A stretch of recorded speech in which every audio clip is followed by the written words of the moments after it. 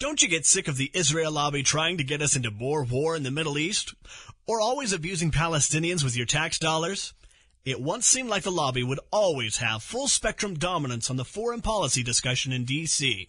But those days are over. The Council for the National Interest is the America lobby, standing up and pushing back against the Israel lobby's undue influence on Capitol Hill. Go show some support at councilforthenationalinterest.org. That's councilforthenationalinterest.org. All right, guys, welcome back to the show.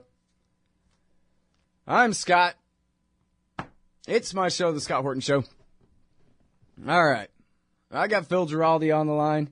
He's a former CIA guy, so you shouldn't believe a thing that he says. But he seems to try real hard to truth us out of war most of the time, so I don't really have much of a problem with him. He's the executive director of the Council for the National Interest, and they're the America First lobby in Washington, D.C. You might be interested. Council for the National Interest, councilforthenationalinterest.org, and the Interested, too. And then there's, that's for the interested. And then there's also the American Conservative Magazine, and of course, UNS.com, where he writes. And he's got a new one at UNS called Making the World Less Safe, Sending the Wrong Message to Russia, China, and Iran. And there's a lot to go over there. It's a very interesting stuff to go over there. But first of all, Phil, you're a former CIA guy, so tell me, what do you think of Seymour Hersh and all the brouhaha and all that?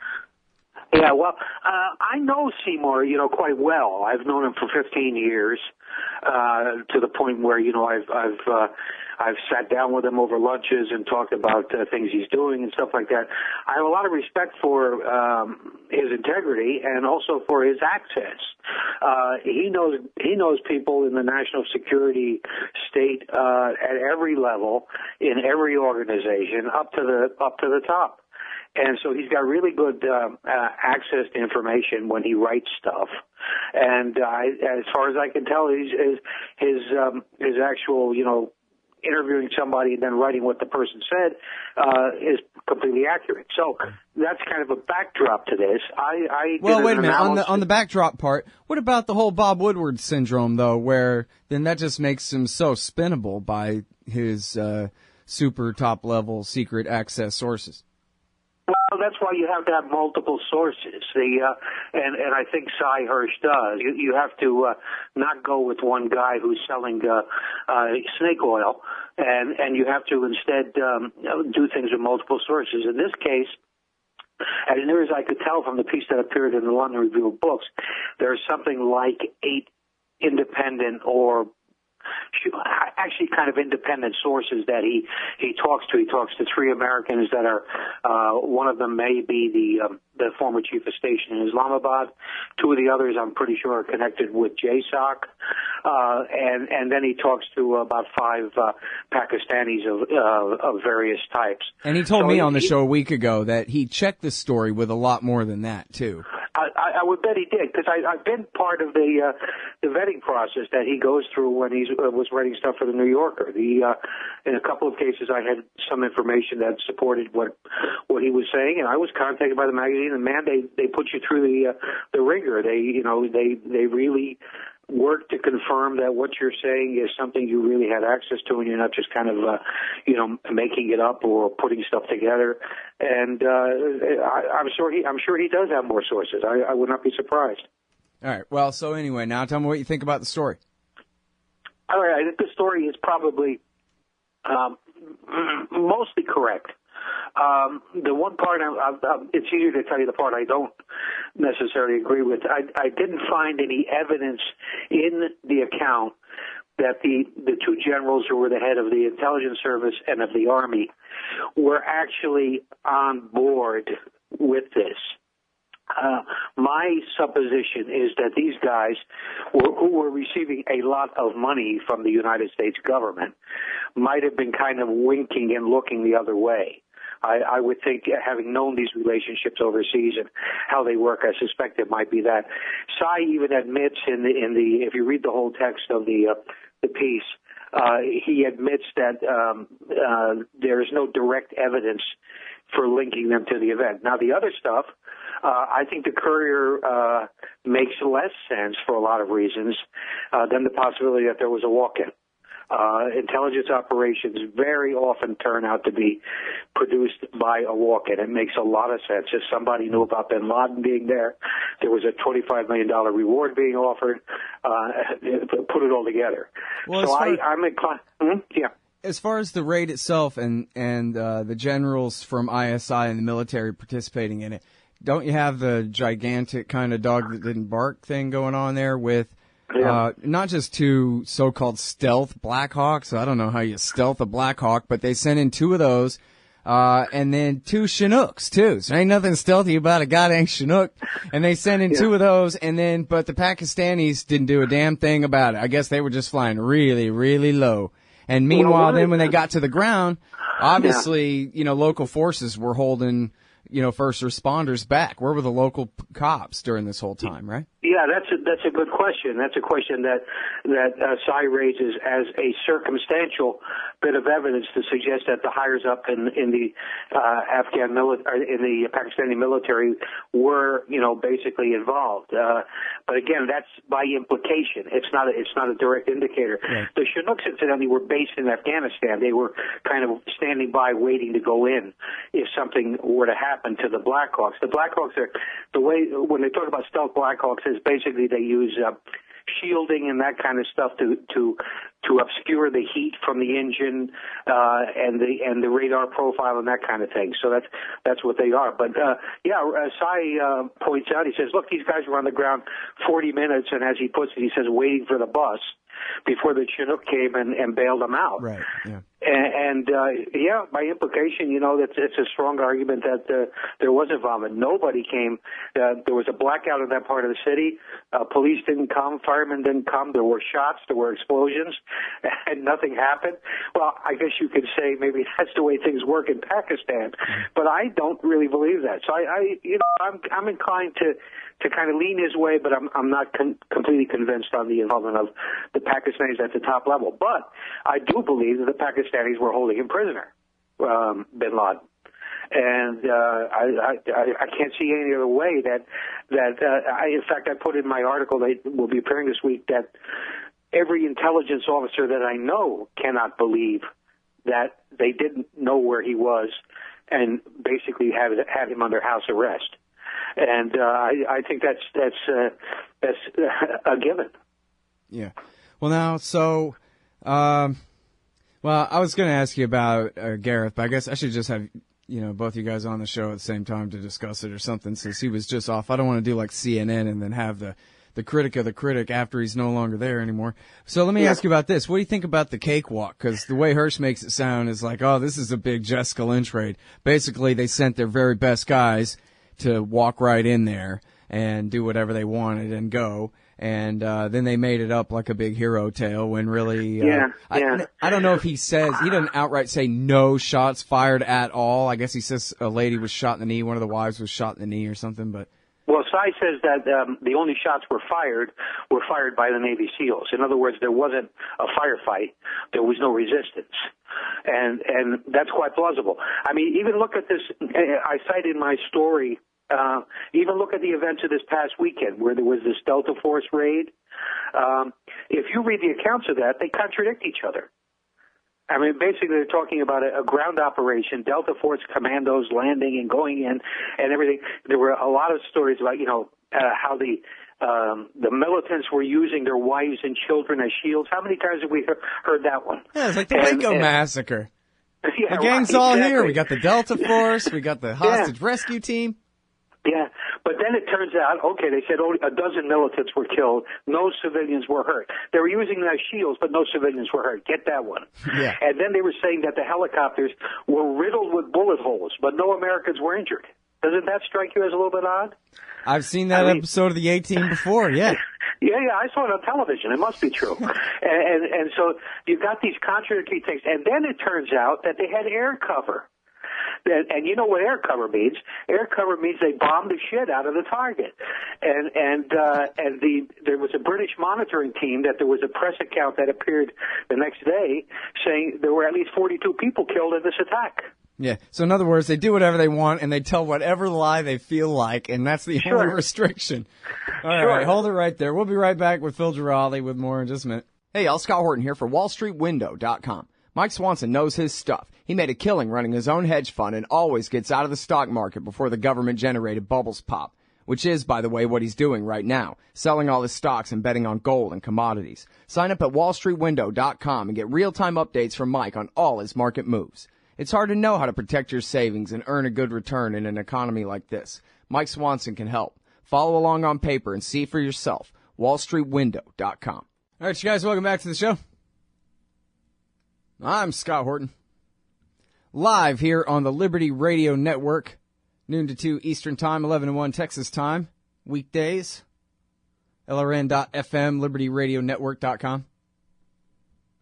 On the phone with Phil Giraldi, and he's got a new one at UNS.com, Making the World Less Safe, sending the wrong message to Russia, China, and Iran. And it says here you were meeting with a bunch of Ukrainian parliamentarians in Washington, D.C. Is that right? Were they wearing Nazi armbands?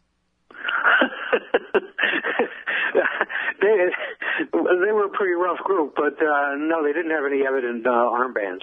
Oh, okay. Well, at least there's that. That's nice. They left their SS Lightning bolts at home for this trip. Maybe they had some PR advice from Washington, D.C. there. All right. So anyway, you met with these kooks, and then what did they say? Well, basically, I was supposed to be there to explain to them that why we conservatives and libertarians and some progressives have misgivings about providing military assistance to Ukraine. And I was explaining how there's no visible U.S. interest in doing this, that it dangerously escalates the situation, and a number of other things. And where were you at? I was at a foreign policy institute in downtown Washington, which is where these people were. They were incidentally heading over to the Hill after the meeting with me to lobby Congress. And but anyway, their argument basically was that Putin is a madman. They compared him to Adolf Hitler. They said this is just like 38 in Munich or 39 when Poland was invaded. And they said we have to stop him now. And I said, well, what does the United States get out of all of this? And they said, well, you will have a good democratic friend in Eastern Europe. And I said, well, that's interesting. Yeah, they're very democratic there. Yeah, but anyway, and then one of the members of the groups went through this horrific account of what Putin was all about and what Putin was doing and so on and so forth. And when she concluded, I finally said, you're basically giving me propaganda, and you're accusing Putin of selling propaganda, which he no doubt is, but you're doing the same thing. And of course, they don't see it that way. They see it as their legitimate rights to get the United States to protect them. But anyway, the point of all this was that essentially we don't seem to learn anything from these experiences where we're getting all these little dependent states here, there, and everywhere that essentially interact with the foreign policy establishment in the administration. So we're playing games with Ukraine, which is not in our interest to do, and we're damaging the relationship with Russia, which whether we like Russia or not, it's critically important for the U.S. to have a right kind of relationship with Russia. And so I said, we send the wrong signals, and then we wonder why everything goes to hell. And I pointed out that the Russians last week had the 70th big parade for the 70th anniversary at the end of the Second World War. And anybody who knows history knows that the United States and Britain did not win the Second World War. It was the Red Army that defeated the Germans. And so anyway, as a courtesy or as a sign of respect, we should have had either the President or Secretary of State or someone there, and it would have opened the door probably to be talking about issues that are causing problems. But instead of that, Obama sends nobody. He throws out an insult instead of trying to make something work. And then I said, and then I went on in the article to explain, well, we do the same things with China, we do the same things with Iran. Here we're trying to get a deal with Iran on nuclear weapons, and what do? Obama makes a public statement denouncing them for being state supporters of terrorism. Is that going to help? And it's this kind of thinking. We don't seem to have anybody in Washington who can figure out that if you insult these people, they're not necessarily going to want to cooperate with you. Yeah, and of course he's got to constantly protect his right flank for American political reasons and all of that. But yeah, he's playing the perfect mirror image to the Ayatollah saying hawkish things right when we're trying to get this deal sewn up. Both of these idiots. Yeah, and it's the same thing with Russia. I mean, the crisis with Russia could lead to a Cold War at a minimum, and indeed some would argue it's already going that way. Yeah, and it could lead to something even more dangerous. All right, well, so now the Germans and the French went in there and said, out of the way, Obama, we're making a peace deal here, and they made one, Minsk 2, and it had, I guess, more substance to it than Minsk 1, and it seems to be more or less holding. I mean, there's kind of skirmishes, but it doesn't seem like the leadership on either side has ordered a continuance of the war, at least so far. But then America sends in a bunch of troops to train and a bunch of trucks, and they say, I don't know exactly, maybe what kind of weapons have actually been sent. They say, oh, no, we only want defensive weapons, which means anti-tank missiles, I guess. This kind of what they really want is anti-tank missiles to start taking out Russian tanks. And I can tell you where that's going to lead. And the whole concept of, okay, fine, you guys claim you're defending yourselves. I understand that.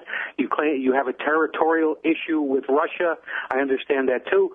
But the fact is, for the United States to get into this is to invite a new war by proxies, as we saw during the Cold War. And that's not exactly something that anybody needs. Yeah. Only this time the line is right on the Russian border, not halfway through Germany on the Elbe River. That's right. That's exactly right. And so now, but is Obama saying, screw Angela Merkel, we don't want Minsk 2 and the peace deal to succeed, we want the war, so build up the moral hazard, go ahead, give them a bunch of trucks and guns and money and try to rebuild the Ukrainian military so that they can go ahead and get us into this mess? I mean, is that what the hell he's doing deliberately here, or what the hell? Well, I don't think he's doing it. I think he's kind of holding back, but I think the pressure is again coming from Congress. Congress is doing most of the agitating about helping the Ukrainians, and well, he's the one telling the army to get on a plane and go over there and do these exercises with them. You're absolutely right, but he is drawing the line at giving offensive weapons. He's blocked these anti-tank missiles that the Ukrainians really want to have, and beyond the training and the communications equipment, and we can give the Ukrainian army all this stuff so that they can do like the Iraqi army did, and they can leave it behind when they flee the battlefield. Yeah. Yeah, so I think it's a good idea, because that way our arms industries can just keep producing this stuff. Yeah, and the thing is, I think it's instructive, the conversation that you had with these guys, where really all they have to tell you is McCainian fairy tales about what's going on here. Russia started it, and it's an invasion. They're trying to recreate the Soviet Union or Tsarist Russia or Nazi Germany or whatever, this kind of nonsense. They can't even shoot it straight because there's no real truth to it. I mean, everybody knows they did a coup, and then the Russians moved to protect their interests in Crimea, and then everybody knows that it was Kiev that launched the war against the so-called separatists in the east before they had done anything but occupy the buildings in the same way that the Maidan movement had done. And so... come on. I mean, there's, you could try to embellish and stretch the truth a little bit, but you come at me with a bunch of complete nonsense. I guess that's really all they have to try to make their case. Well, that's it. And they even cited a couple times that, hey, Russia invaded Georgia a few years ago. I said, what? Yeah, no, I was paying attention then too. Sorry. Yeah, and then I said, well, what about the $5 billion that Victoria Nuland was boasting about to change your government? And it's like they didn't want to hear it. If you want to shut out a contrary opinion, you just shut it out. And unfortunately, they were really on that page. I really thought going into it that they would be more interested in actually discussing the issues, but they weren't. Yeah. All right, now this is really among the most important things in the world, and shouldn't go unsaid. I got to tell you how pleased I am to be wrong that I thought that we would have, I don't know, 20, 30,000 American Marines back in Iraq right now preparing for an invasion of Mosul from Kurdistan, something along those lines. I can't believe that the pro-Israel, anti-Iran, anti-Syria politics in America are strong enough to keep the policy all mixed up and divided in Eastern Islamic State versus Western Islamic State, and who we're backing and whose side we're on here, even after a year of this. So I'm really glad about that. But, then again, on the other hand, it seems like the Islamic State is, I don't know, on a roll. But then again, as Mitchell Prothero put it in his McClatchy piece the other day, this is Ramadi is their biggest win since Mosul. And, Coburn treats them like, hey, they're a state. This ain't ISIS. This is the Islamic State. And they've done it, and there's nobody around to oppose them except, I guess, as Pat Buchanan said, I guess the Turks could do it. They have a 300,000-man army, but they don't want to. They seem to like the Islamic State just fine. So, yeah, Turks are not going to get involved. For all the allegations that the Turks and Saudis are talking about some joint program, the Turks will not get involved. The Turks have elections coming up in 3 weeks, and the public opinion in Turkey is like 8-2 against any kind of military intervention in Syria. So it ain't going to happen. And all this other stuff is nonsense. I mean, we created this situation, and now we're discovering that air power doesn't quite do the trick. Yeah. Of course, we should have discovered that in Vietnam, but I guess we forgot that. Yeah. Well, and listen, I mean, the rise of the Islamic State sucks for the people of eastern Syria, maybe more than that soon enough, and for Sunnistan in former Iraq. I don't want to sound like I'm complaining so bad I want the U.S. government to do something about it or anything like that. I almost can't believe that they're this hesitant to go ahead and put the ground forces in. And I guess it will be interesting to see what the Republicans say. They're going to have to try to differentiate from each other by making concrete proposals about what to do about, Mosul and Fallujah and Ramadi in the hands of the Islamic State at this point. Yeah. The thing is, the Islamic State, if we put in ground troops, the Islamic State is going to fight back. I mean, they're not going to cut and run like has been the experience in Afghanistan and Iraq, where basically the organized militaries in those places just were not willing or interested in fighting us. But these guys will fight back, and there will be body bags coming back, and. Hey, what's our interest there? Our interest there is pretty hard to define because we've screwed up the geopolitics of that whole region so much that it doesn't. There's not really any solution or possible solution in sight. Mm-hmm. Well, okay then. So, hell, I'm keeping you over time here. Let me keep asking you stuff. Back to Seymour Hersh and his article in 2007, The Redirection. Oops, we screwed up and we fought a whole war for Iran and gave their militias and their factions Baghdad, and so now we want to redirect back toward the Saudis. And I interviewed you about this stuff at the time.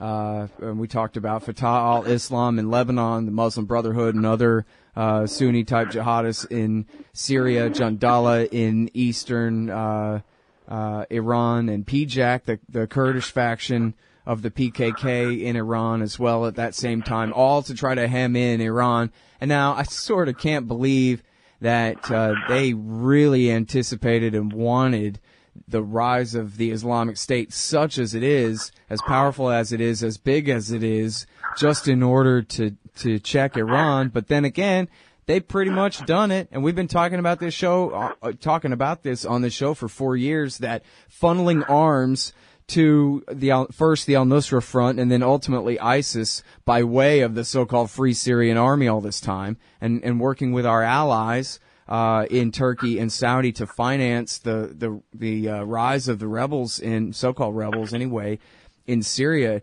It's led to this, and it seems to be it coincides with at least half of American foreign policy's aims and goals, which is to go back to that Reagan policy, right, that George Jr. accidentally reversed there, and go back to containing the Shiite revolution in Iran. So yeah, well, maybe they like the Islamic State. I mean, I'm not saying that Baghdadi works for the CIA, but he might as well at this point, no? Well, Well, I think you have to look at who's actively supporting the Islamic State, and that's the Saudis and a number of the Gulf states, and they do have a serious case of paranoia about Iran. But I think that's largely mistaken. I think Iran has certain constituencies, just like you can argue that Moscow has a certain kind of regional sway that's legitimate. Every larger country does this, but I think that it's been greatly overstated the extent to which Iran might be a regional threat. And but yet these people, they actually believe it. If you read some of the commentary coming out of Saudi Arabia, coming out of the Gulf, it's alarmist. There's no question about it. And the boycotting of our president last week by some of these leaders is sending a very strong signal. I don't agree with any of it, but I think it's there on the table. And these are the people that, unfortunately, are supporting the Islamic State because they think the Islamic State is going to kind of burn itself out and do serious damage to Iran at the same time. I think that's a highly optimistic scenario. Mm. Yeah, they're just not too worried about it, I guess. That does make sense. I mean, for the long term that they would think that, although I don't necessarily agree with it. But that was what Margulies said. I asked him, why do the Israelis prefer the al-Nusra crazy head chopper suicide bombers to Assad, who wears a three-piece suit and shaves his chin every morning and doesn't fight with Israel, never really has. And he said, well, because he has an army, and they're a bunch of kooks, waving an AK-47 above their head, but they'll never amount to any kind of threat, even, a potential threat to Israel the way the Syrian army poses to them. And so even though Assad is mostly compliant, he could change his mind about that, where they don't really care about what these jihadis want or try to do because they're, powerless. They're basically just infantry. And so, easy to take care of. Well, and basically the jihadis do the work for Israel. They weaken the Syrian regime, they weaken the Iraqi regime, and they weaken Hezbollah in Lebanon. And that's all. Those are all good points for Israel. So I think Margolis is right, but I would say that it even extends beyond Syria.